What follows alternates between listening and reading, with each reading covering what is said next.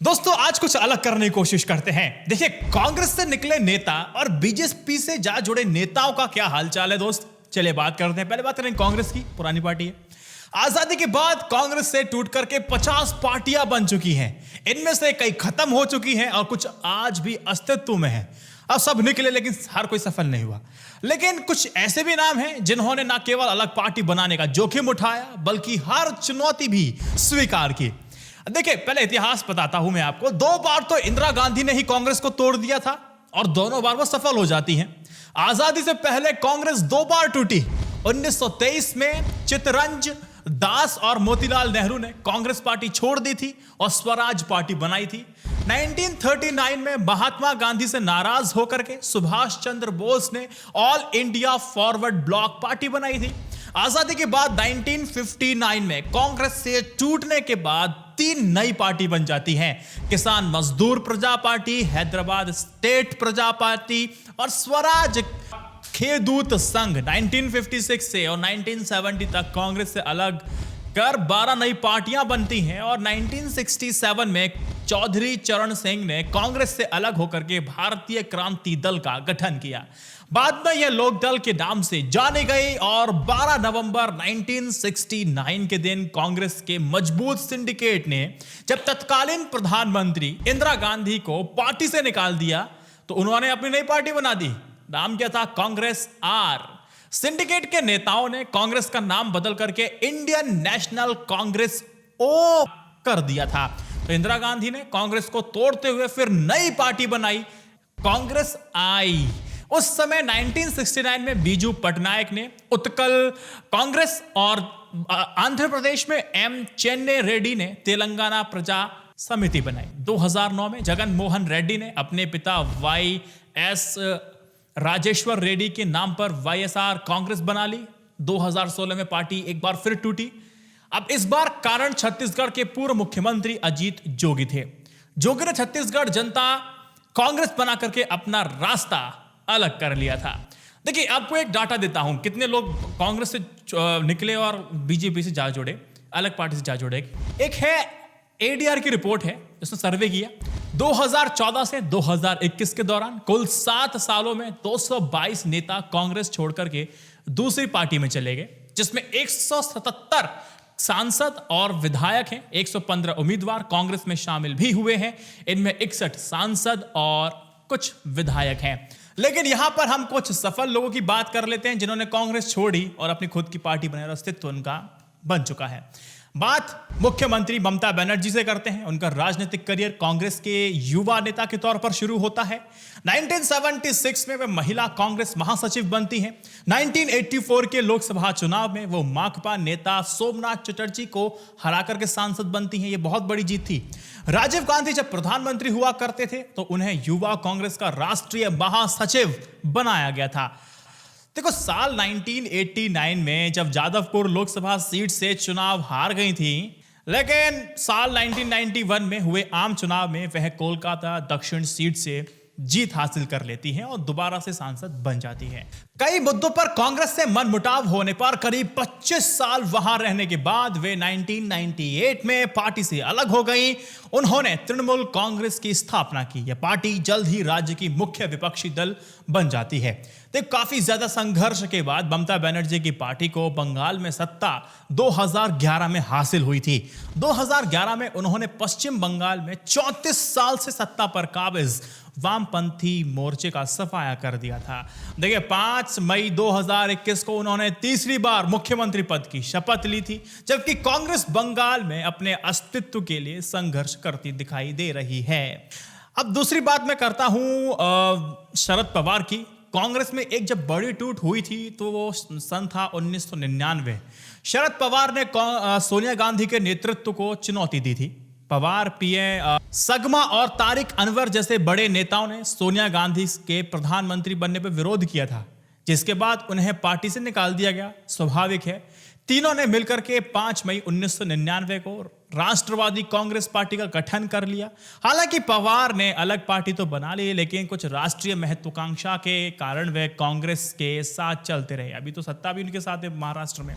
अब एनसीपी के गठन के 6 महीने के भीतर ही 1999 में जब महाराष्ट्र में सरकार बनाने का वक्त आया तो एनसीपी ने कांग्रेस के साथ गठबंधन यानी कि अलायंस कर लिया। यूपीए सरकार में वे शामिल हो गए। इस तरह बीते 22 सालों से महाराष्ट्र की सियासत में एनसीपी कांग्रेस के साथ कदम ताल करती दिखाई दे रही है। लगातार 15 साल तक महाराष्ट्र में रांकपा और कांग्रेस अलायंस की सरकार रही थी। शरद पवार ने 2 बार कांग्रेस छोड़ी लेकिन बाद में उसी का समर्थन किया या फिर लौट आए। पवार अब महाराष्ट्र की सियासत के बड़े क्षेत्रीय छत्रप होने के कारण राष्ट्रीय राजनीति में काफी प्रासंगिक बने हुए हैं। लेकिन संगमा ने जब देखा कि एनसीपी केवल महाराष्ट्र तक ही राजनीति कर रही है, वहां तक सिमट गई है, तो वे मेघालय में क्षेत्रीय राजनीति करने लगी। जबकि तारिक अनवर ने पिछले लोकसभा चुनाव से पहले ही घर वापसी कर ली है। तीसरी बात करते हैं आंध्र प्रदेश की। मैंने बता तो दिया है लेकिन फिर भी आपको बताता हूं। आंध्र प्रदेश के सीएम जगन मोहन रेड्डी ने कांग्रेस से अलग होकर के अभी क्षेत्रीय पार्टी बनाई वाईएसआर कांग्रेस, ठीक है। तो वहां पर अच्छा खासा वर्चस्व बना लिया उन्होंने। उनके पिता और राज्य के पूर्व मुख्यमंत्री वाईएस राजेश्वर रेड्डी सितंबर 2009 में एक विमान दुर्घटना में निधन होने के बाद जगन उनकी जगह खुद मुख्यमंत्री बनाने का दावा करने लगे थे। इसके बाद कांग्रेस को बात पसंद नहीं आती है, जिसकी वजह से कांग्रेस उनके खिलाफ हो जाती है।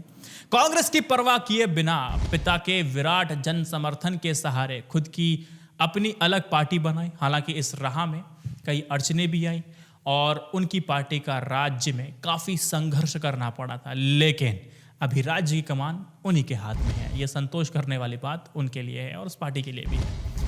बहुत ही कम समय में वाईएसआर कांग्रेस ने कांग्रेस को राज्य में काफी पीछे, बहुत पीछे ढकेल दिया। वे नेता जो कांग्रेस से निकले लेकिन सफल नहीं हुए, लेकिन लौट के भी आ गए। जैसे कांग्रेस का सियासी विकल्प बनने की कोशिश की कई सारे नेताओं ने। देखो नाम अगर बताऊंगा तो प्रणब मुखर्जी, जगजीवन राम जी, नारायण दत्त तिवारी, अर्जुन सिंह, माधव राव सिंधिया, पी चिदम्बरम, तारिक अनवर जैसे कुछ प्रमुख नाम हैं जो कांग्रेस पार्टी छोड़कर तो गए लेकिन वहां सफलता नहीं मिली जिसकी वो उम्मीद लगाकर वहां से या फिर कांग्रेस की पार्टी से निकले थे। तो वो लौट करके सीधे कांग्रेस में आ गए। अब बात करते हैं बीजेपी की। देखो बहुत सारे नेताओं ने बीजेपी का दामन थामा है लेकिन वहां बहुत ज्यादा सफल हुए हैं नहीं हुए हैं ये तो खैर वो नेता निकलने के बाद बताएंगे। लेकिन आज की सफल बीजेपी में जो नेता गए वो आजकल कहां हैं? और कहा जाता है, एक तो बहुत फेमस बात है कि दूसरी पार्टी से आए नेता बीजेपी में सफलता की सीढ़ियां नहीं चढ़ पाते। सच पूछिए तो 2014 से भाजपा की ओर दूसरी पार्टी से नेताओं ने जो रुख है वो देखा, ट्रेंड बन गया ना, आना शुरू किया। इसका फायदा बीजेपी को हुआ भी है। 2014 लोकसभा चुनाव से पहले ज्यादातर राजनीतिक पंडितों ने ये बात समझ गए थे कि यूपीए वापसी नहीं करने जा रही है। इससे एनडीए का आकर्षण और बढ़ गया था। कुछ चुनाव से पहले जुड़े और कुछ चुनाव के बाद तो निश्चित तौर पे जुड़ गए। कुछ अपवाद हैं। पार्टी बदल कर गए नेताओं को भाजपा में कुछ खास भाव नहीं मिला है। अपवाद में हम हेमंत बिस्वा शर्मा को रख सकते हैं। 2014 के लोकसभा चुनाव के 1 साल बाद असम कांग्रेस के दिग्गज नेता शर्मा भाजपा में शामिल होते हैं। 2016 में असम में भाजपा की सरकार बनी तो उन्हें कैबिनेट मंत्री बनाया गया था। हाल ही की बात है, अभी हम स्टेट असेंबली इलेक्शन हुए थे, विधानसभा चुनावों के बाद प्रदेश में जब भाजपा की दोबारा सरकार बनी तो शर्मा पर मोदी और शाह ने पूरा विश्वास भरोसा जताया। उन्हें सीएम पद के लिए बोला कि आप उपयुक्त हैं और आप पद को संभालिए। रीता बहुगुणा जोशी ऐसा दूसरा नाम है। कांग्रेस में रहते हुए रीता बहुगुणा जोशी ने अखिल भारतीय महिला कांग्रेस और उत्तर प्रदेश कांग्रेस कमेटी की कमान संभाली थी। 20 अक्टूबर 2016 को वह भारतीय जनता पार्टी में शामिल हो गए। उन्हें योगी सरकार की कैबिनेट में जगह मिली, लेकिन ज्यादातर तो निराश हैं। हालांकि देखिए उन्हें अपने कद के हिसाब से चीजें नहीं मिली हैं। जैसे विदेश मंत्री रह चुके एसएम कृष्णा को ही ले लीजिए। कांग्रेस से बीजेपी में जाने के बाद उन्हें कोई बहुत बड़ी या प्रमुख जिम्मेदारी नहीं मिली है। वे लगभग गुमनामी सी में जी रहे हैं। महाराष्ट्र के जो पूर्व मुख्यमंत्री रह चुके हैं नारायण राणे और विधानसभा में तत्कालीन विपक्ष के नेता राधा कृष्ण विखे पाटिल ने भी 2019 में भाजपा में शामिल होने के बाद इस्तीफा दे दिया था। यह अलग बात है कि दोनों को कोई बहुत अहम भूमिका नहीं मिली है। गुजरात में कांग्रेस का चेहरा और प्रदेश के मुख्यमंत्री रहे शंकर सिंह वाघेला भी 2019 में भाजपा से जुड़े, लेकिन अभी तक कोई भूमिका नहीं मिली। ज्योतिरादित्य सिंधिया को अब उड्डयन मंत्री बना दिया गया है। ये बात आपको समझ में आ गई। कांग्रेस से जो कुछ नेता निकले तो उन्होंने अस्तित्व बनाया, कुछ बीजेपी में गए तो कुछ गुमनाम भी हो गए। तो मेरे ख्याल से एक सिंपल सा आपको एक इंसाइट देना मेरा उद्देश्य था। शायद मैंने उद्देश्य की पूर्ति की है। अगर आपको लगता है इस उद्देश्य में कुछ अपूर्ति भी रही है तो मुझे बताइएगा, क्योंकि मैं पॉजिटिव क्रिटिसिज्म को पॉजिटिव तरीके से ही लेता हूं। इस वीडियो को 3 व्हाट्सएप ग्रुप में शेयर करने लायक समझें तो कीजिएगा। जय Hind, Vande Mataram, stay updated, stay educated, सत्यमेव जयते, नमस्कार।